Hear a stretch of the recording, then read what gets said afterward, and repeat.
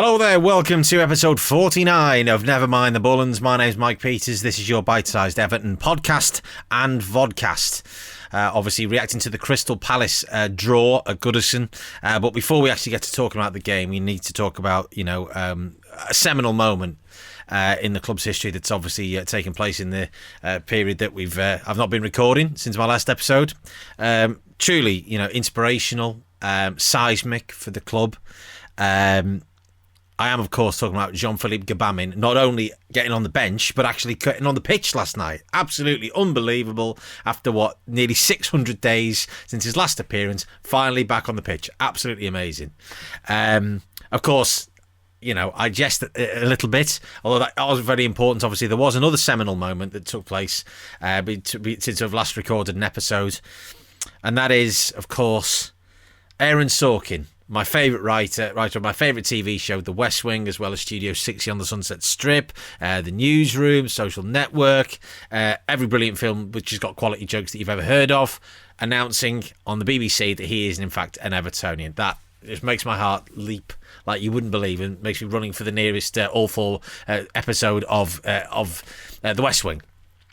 Brilliant. No, of course, the seminal moment I'm referring to, I'm sure you've worked out, is the stadium announcement. It's just, I think this has been a 25-year journey during which many of us have lost, countless hours, sleep, hair in my case, and for us to finally get to the point where everything is confirmed. We can see now us putting actually spades in the ground, preparatory work already going on at Bramley Moore, and looking at brickwork and things like that so it doesn't get damaged by the weather and all of this.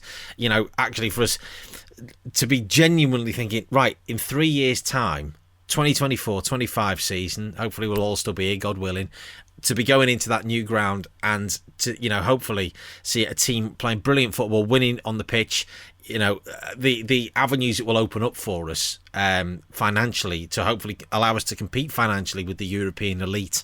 It's just, I don't think you can really quantify or qualify how important this is to Everton Football Club, I guess, and to the city of Liverpool as well. Not just the club, but that whole area being regenerated. It's just absolutely vital to the city, to the club, to the city region as a whole. And, for us as Evertonians, I think we've paid our dues with obviously all of the...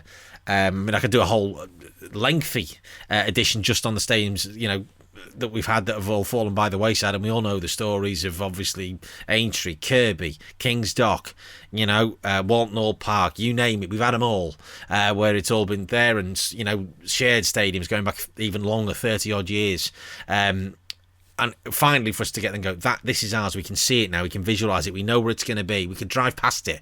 It's just absolutely unbelievable. Certainly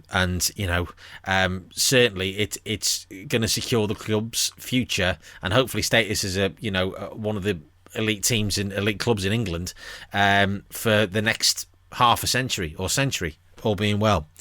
Back to more immediate matters before I get too carried away, and too effusive in my excitement about Bramley Moore. Got to talk about about the Palace game, because that's bringing us back down to earth with a major bump.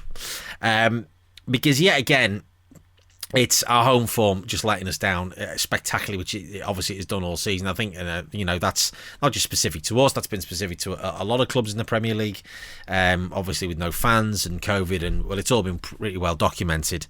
But I said after before we went on the international break, we had to take a chance to regroup and really refocus and think, right, we've got 10 games to go now. These are absolutely crucial games. We've done all the hard work getting ourselves into this position at this point in the season, and these are now. It's a massive thing. It shows us how far we've come, and it allows us to really set a template, to set a groundwork for coming seasons. And yet again, we've been found wanting, and this is a perennial Everton problem, because the carrot was dangled in front of us. And I was talking to my dad about this before the game on Monday, and I said to he said, we've got the chance, and I said, yeah, we've had the carrot dangled in front of us, and what we've managed to do in classic Everton fashion, because this has happened so many times before, that we've had the carrot dangled in front of us of being able to get there and be right, okay, we're right up in the mix of the Champions League with a game in hand to come against Aston Villa, and we've not only managed to not grab the carrot, we've managed to somehow trip over it and stick it up our own fundament. That's what we've done, because that is what Everton do.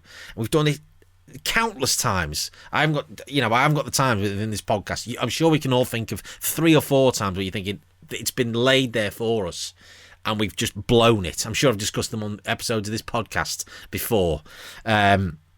In fact, I know I have, so go back and listen to the archive if you haven't done it.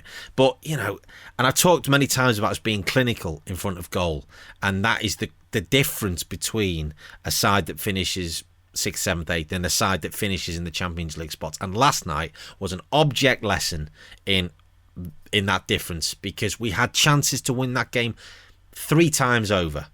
We really did, and both Dominic Calvert-Lewin and Richarlison have missed an absolute hatful of chances. In fact, I texted a mate during the game. I was convinced in the first half that somebody had done an April Fool's Day prank, which nobody had spotted at Goodison, and cling filmed the Park End goal, because that was the only explanation I could fathom to understand why we didn't score goals in the first half, because the chances weren't even half chances; they were gilt-edged. Brilliant chances, and we just contrived to completely screw it up.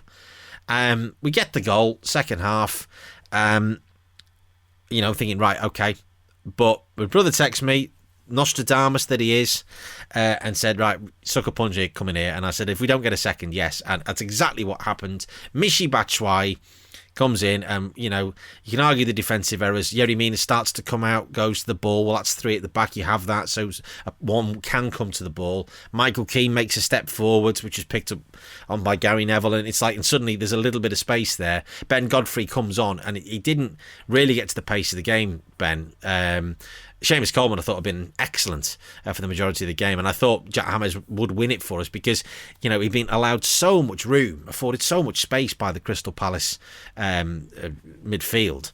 That he was getting on the ball so much, and I just thought he's just going to pull the strings. He was just going to be dinking little balls in, all the rest of it. He gets the goal. It's a lovely finish, really intelligent finish, and we get hit with a sucker punch. And then after the goal, you could just see the wind was completely knocked out of us. There was just no way that we looked like scoring. In injury time, you're just getting so frustrated, because we were just aimless balls. It was like harking back to the 90s.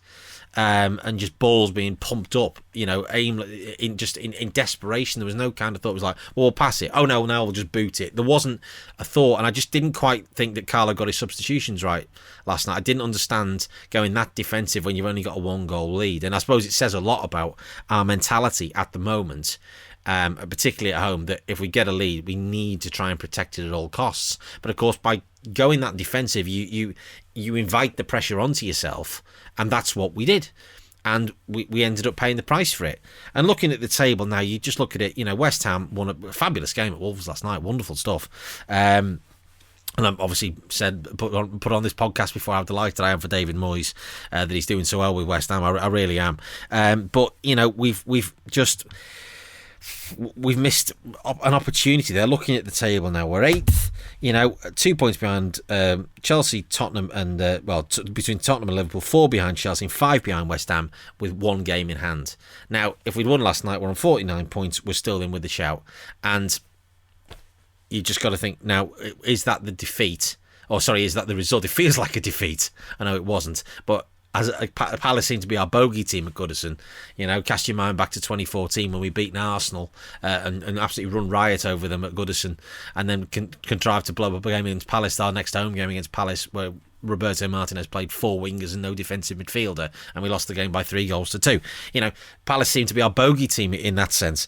There's still a lot to play for. I don't want to be too doom and gloom, but it's just so frustrating when you see it there and you think, yes, this is the chance. This is the chance that we've got. and we've not grasped it. So, next up, Brighton away next Monday. Episode 50, can't believe we got to the golden episode, will follow on Tuesday of next week. Until then, if you want to get in touch and vent your spleen about anything, leave me a message, you can do nmtbpod@gmail.com or at nmtbpod on Twitter. This has been a Top Content production, and until next time, come on you Blues.